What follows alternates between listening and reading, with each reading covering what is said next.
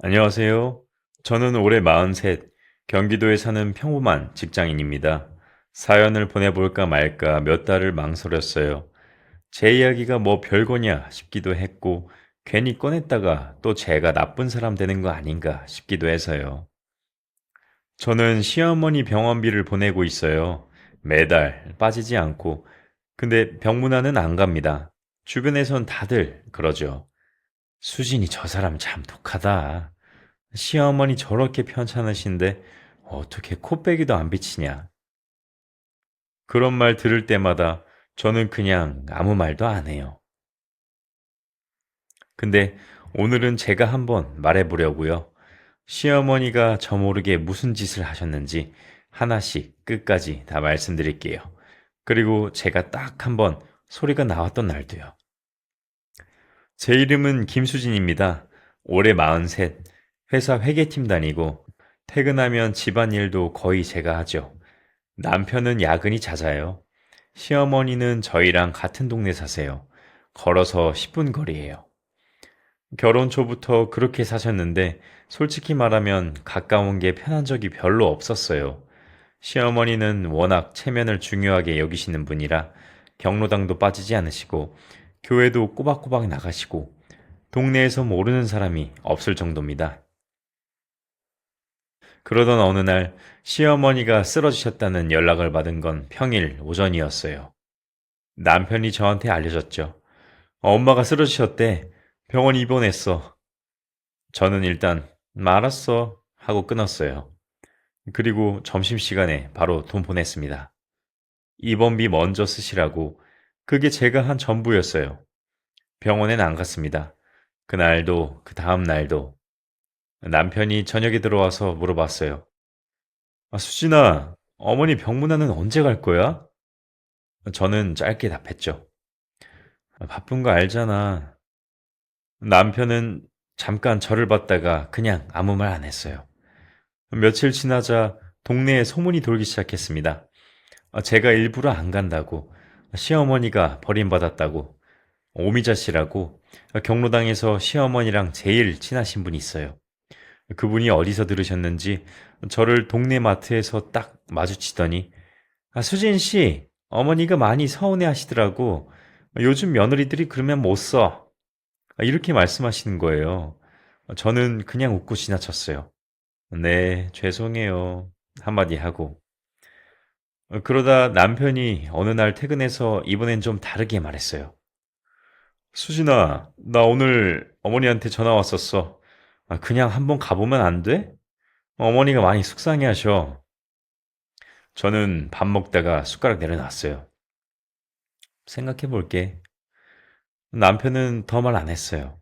그 사람도 알아요.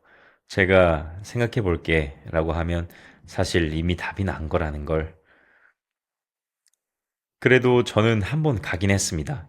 딱 한 번 병원 병실까지요. 남편 체면도 있고 얼굴이라도 한번 비추는 게 맞겠다 싶어서요. 병실 문을 열었더니 시어머니 침대 옆에 오미자 씨도 계시고 친척분들도 몇 분 계셨어요. 저는 들어가서 저 왔어요, 어머니. 인사드리고 많이 불편하시죠? 병원비는 그냥 계속 보내겠습니다. 말씀드리고 그냥 나왔어요. 딱 3분이었어요. 그러니까 병실에서 제가 나가고 나자 뒤에서 소리가 들렸어요. 문이 아직 완전히 닫히기도 전에요. 저게 며느리야, 뭐야? 얼굴만 빠끔 내밀고 정이라고는 하나도 없네. 저는 그냥 복도 끝까지 걸어 나왔어요. 그리고 그게 마지막이에요. 며칠 뒤에 남편한테 연락 왔어요. 수진아, 어머니가 병실에서 막 우셨대. 내가 그렇게까지 미웠냐? 이렇게 말씀하셨다고 하시더라고. 친척들 다 있는 데서 말이야. 저는 전화기 붙잡고 잠깐 있었어요. 알겠어. 뭐 그래서 어쩌라는 거야? 남편은 한참 있다가 하, 아니 그냥 알려주는 거야 하고 끊었어요. 저는 그날 밤에 오래 못 잤어요. 분해서가 아니에요. 그냥 오래된 울분이 다시금 올라오는 게 있어서. 자, 이제부터가 진짜예요. 제가 왜 그 병실 문을 닫고 다시는 돌아보지 않았는지 남편 앞에도 꺼내놓지 않았던 3년간의 기록을 처음부터 말씀드릴게요. 들으시면 아실 거예요. 처음엔 그럴 수도 있겠다 싶다가 나중에는 이건 아니다 싶어지실 거예요. 저도 딱 그 순서로 알아갔거든요. 제가 입원한 적이 있어요. 지금으로부터 3년 전입니다. 직장 다니면서 집안일까지 혼자 다 하다가 몸이 그냥 탁 나가버린 거예요. 응급실 갔다가 며칠 입원했죠. 남편은 그때 출장 중이어서 연락만 됐고 시어머니가 병문안 오셨습니다. 저는 그때 솔직히 좀 고마웠어요. 그래도 오시는구나 했죠. 근데 그게 진짜 병문안이 아니었어요. 제가 링거 맞으면서 반쯤 누워 있는데 시어머니가 잠깐 계시다가 복도로 나가셨어요. 병실 문이 열려 있었는데 조금 뒤에 복도에서 목소리가 들렸습니다. 아는 분을 만나셨는지 이야기 소리가 들렸어요. 우리 며느리 입원했어요. 몸이 저렇게 약해서 어디 쓰겠어? 일도 제대로 못할 것 같은데. 우리 아들이 왜 그런 애를 데리고 사는지 참. 저는 그 말을 눈뜬 채로 들었어요. 링고 바늘 꽂힌 손을 꼭 쥐면서. 천장 보면서 그냥 그대로 있었어요. 태어날 때까지 그 말을 아무한테도 안 했습니다. 준호 씨한테도요. 병문안 오셨다고 감사하다고만 했어요. 그런데 그게 끝이 아니었어요. 그 다음 달이었어요. 회사 동료 한 분이 점심 먹다가 조심스럽게 물었어요. 수진 씨, 집에 무슨 일 있어요? 그분 남편이 저희 동네 사시는데 무슨 얘기를 들었대요. 회계팀 다니는 며느리가 살림을 아예 안 한다더라. 시어머니 밥도 안 챙겨드린다더라. 완전히 나 몰라라 한다더라. 그 말이 동네를 거쳐서 제 회사 근처까지 돌고 있었던 거예요. 저는 그 자리에서 밥을 못 먹었어요. 어떻게 된 건지 금방 알았거든요. 동네에서 그 말을 할 수 있는 사람이 딱 한 명이었으니까요. 병실에서 왜 저런 애를 데리고 사냐고 하시던 그분이 저는 집에 와서 날짜, 내용, 출처 적어뒀습니다. 그때는 이렇게 생각했어요. 그래도 오셨잖아.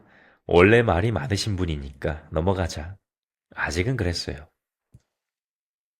어느 날 남편이 퇴근하고 들어와서 밥도 안 먹고 방에 들어갔어요. 다음 날 아침에 남편이 저한테 이상한 걸 물었어요.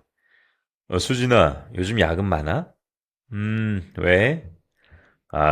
아무것도 아니야. 저는 그냥 넘어가지 않았어요. 어머니한테 연락 왔어? 남편이 잠깐 있다가 말했어요. 어머니가 요즘 너 퇴근 늦는 거 가지고 자꾸 나한테 물어보시네. 너 요즘에 회사에 진짜 별일 없는 거 맞지? 그냥 어머니가 걱정하시니까 물어보는 거야. 저는 그 말 듣는 동안 숨을 한 번 고르게 쉬었어요. 그래서 너는 그 말 믿었어? 남편이 바로 대답을 못했어요. 그 머뭇거림이 대답이었어요. 물어보고 싶었던 거야? 아니, 그런 게 아니라 저는 밥상 치우고 출근 준비했어요. 아무 말 더 안 했습니다. 시어머니가 자기 아들한테 며느리 의심을 심고 계셨던 거예요.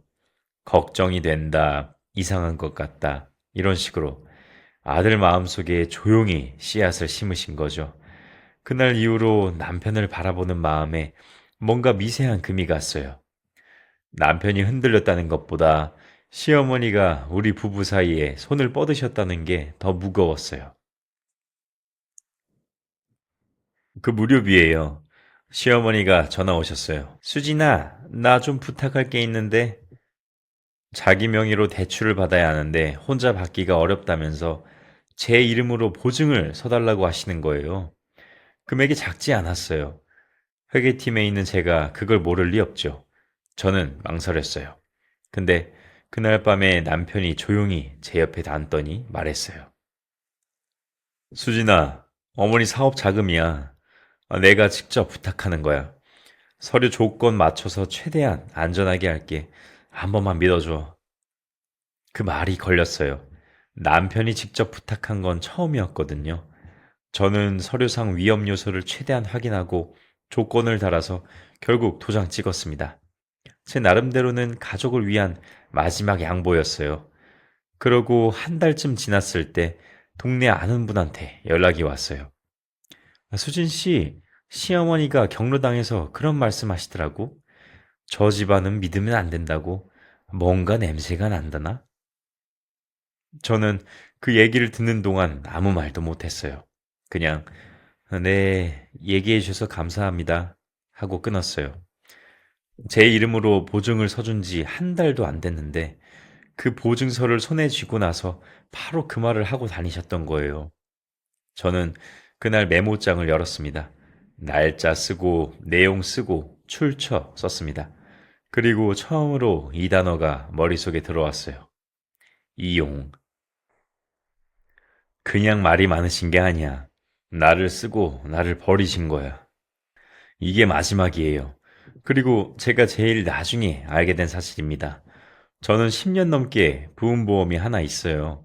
실비보험이었는데 결혼할 때 제가 계속 유지했고 보험료도 제 통장에서 나갔어요. 어느 날 보험사에서 문자가 왔어요. 고객님, 계약 관련 문의가 접수되었습니다. 담당자 연락 예정입니다. 처음엔 그냥 광고인 줄 알았어요. 그런데 며칠 뒤에 보험사 직원한테 직접 전화가 왔습니다. 고객님, 가족분이 연락을 주셔서요. 혹시 계약 변경이나 해지를 원하시는 건가요? 저는 그 자리에서 멈췄어요. 가족분이요? 네, 어머니분이라고 하시면서 수진 씨 대신 처리하고 싶다고 하셨어요. 저는 천천히 물었어요. 어떤 처리요? 해지 문이셨어요. 근데 본인이 확인이 안 돼서 보류해뒀습니다. 저는 전화 끊고 한 5분 동안 아무것도 안 했어요. 그냥 앉아 있었습니다. 오랫동안 부은 보험이에요. 해지하면 환급금이 나오는 시점이었어요. 그걸 제 모르게 보험사 직원이 본인 확인을 하지 않았으면 그냥 진행됐을 거예요. 저는 그 즉시 보험사에 전화해서 제 본인 인증을 다시 등록하고 명의 변경 차단 요청을 했습니다. 그리고 그 통화 내용 다 저장해뒀어요. 날짜, 직원 이름, 내용까지. 그리고 며칠 뒤에 시어머니가 저희 집에 오셨습니다. 남편이 주말에 어머니 모셔오겠다고 미리 말해서 저도 알고 있었어요. 밥 차려드리고 과일 깎아드리고 다 했어요. 근데 식사 끝나고 시어머니가 거실에서 저한테 이런 말씀을 하셨어요. 남편이 잠깐 화장실 간 사이였습니다. 수진아, 너 보험 있지? 내가 알아보니까 요즘 정리하는 게 낫겠더라. 어차피 젊을 때 부은 거 별 쓸모 없어. 내가 좀 알아봐 줄까? 저는 그 말 듣는 순간 속에서 뭔가가 딱 올라왔어요. 평소에 저 같았으면, 그냥 두려고요. 하고 끝냈을 거예요. 근데 그날은 달랐어요. 보험사 직원 전화 받던 날이 딱 떠올랐습니다. 어머니분이라고 하시면서 해지 문의를 하셨어요. 그 목소리가요. 저는 과일 접시 내려놓고 시어머니를 똑바로 쳐다봤습니다. 그리고 조용하게, 근데 분명하게 말씀드렸어요. 어머니, 그 보험 해지 문의하신 거 저 알아요. 시어머니가 표정이 굳어졌습니다.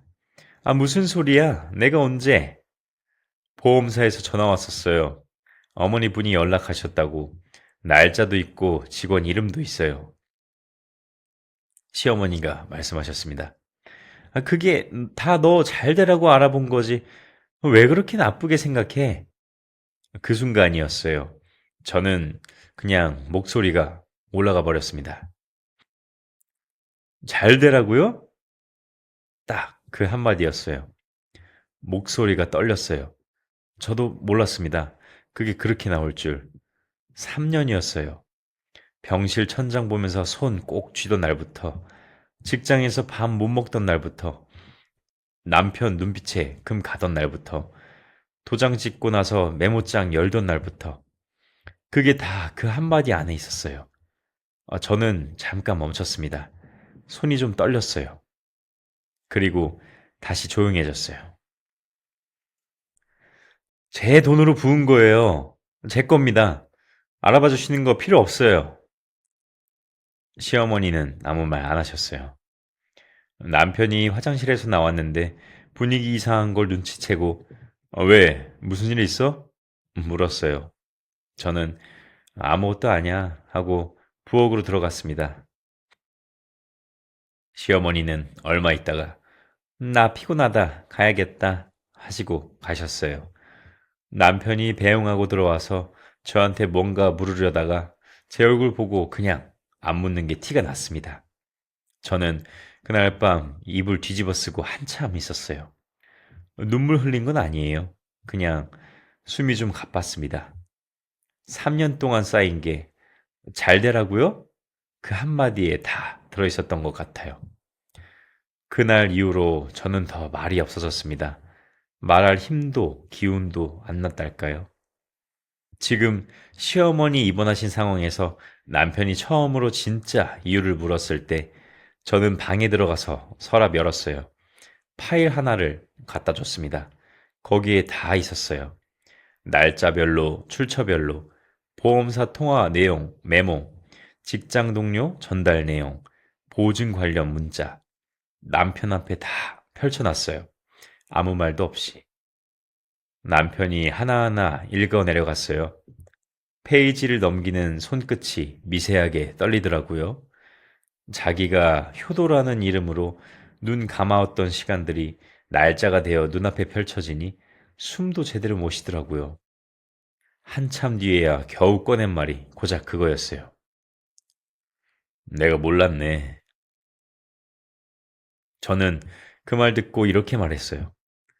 그때 이미 끝난 거야. 어머니와 난. 병원비는 보낼게. 그건 내가 할 마지막 돌이니까. 그치만 거기까지야. 남편이 뭔가 말하려다가 그냥 입 다물었습니다. 그날 밤 우리 둘 다 말이 없었어요. 다음 날 남편이 어머니한테 갔어요. 저는 안 따라갔습니다. 나중에 짧게 말했어요. 어머니한테 말했어. 뭐라고 하셔? 기억이 안 난다고 하셨어. 그리고 오해라고. 저는 그 말 듣고 그냥 그렇지 했습니다. 놀랍지 않았거든요. 그게 그분이시니까요. 사과를 기대한 것도 아니었어요. 그냥 한 번은 사실을 아셨으면 했어요. 알고도 모른 척 하시는 건지, 진짜 기억이 안 나시는 건지, 그건 저도 몰라요. 근데 어느 쪽이든 제가 할 수 있는 건 없었어요. 나중에 남편한테 들었습니다. 시어머니가 병실에서 또 친척들한테 며느리 험담을 하셨는데 남편이 그 자리에서 그동안 제가 모아둔 서류를 친척들 앞에 그대로 꺼내 보여줬대요. 시어머니가 그 자리에서 입을 다무셨대요. 한마디도 못 하셨대요. 오미자 씨도 그 소문을 들으셨는지 요즘은 마트에서 저를 보면 멀리서부터 카트를 돌려 다른 쪽으로 가시더라고요. 제가 먼저 뭔가 한 건 아무것도 없어요. 그냥 시간이 지나면 알아채는 게 있더라고요. 지금도 병원비는 보내고 있습니다. 자동이체로. 어떤 분들은 이렇게 물으세요. 그걸 왜 보내요? 그냥 끊어버리지. 저도 생각 안 해본 건 아니에요. 근데 저는 그렇게 못합니다. 그건 제 방식이 아니거든요. 할 일은 하는 거예요. 감정이랑 책임은 저한테 별개예요. 시어머니가 잘못하셨다고 해서 제가 해야 할 일을 안 해도 되는 건 아니라고 저는 생각하거든요. 그게 누군가한테는 왜 그렇게까지 하냐 로고 들릴 수 있습니다. 근데 저한테는 그게 제가 저를 지키는 방식이에요. 감정은 닫았어도 사람 노릇은 놓지 않겠다는 거. 그게 답니다. 오늘 이 이야기 왜 꺼냈냐고요? 억울해서가 아닙니다. 복수하고 싶어서도 아니에요. 그냥 세상에 저 같은 분들이 분명히 계실 것 같아서요. 말은 못하고 오해는 받고 혼자 꾹 참다가 혼자 정리하고 혼자 살아가시는 분들. 그분들한테 하고 싶은 말이 좀 있어요. 설명 안 해도 돼요. 정말입니다. 모든 사람한테 이해받으려고 에너지 다 쓰지 말자고요, 우리. 내 이유를 알아줄 사람은 결국에는 알게 돼 있더라고요. 몰라주는 사람한테 설명하느라 내가 달아버리면 그게 더 억울한 거예요. 그리고요, 참는 게 다 좋은 건 아닙니다. 저도 오래 참아봤잖아요.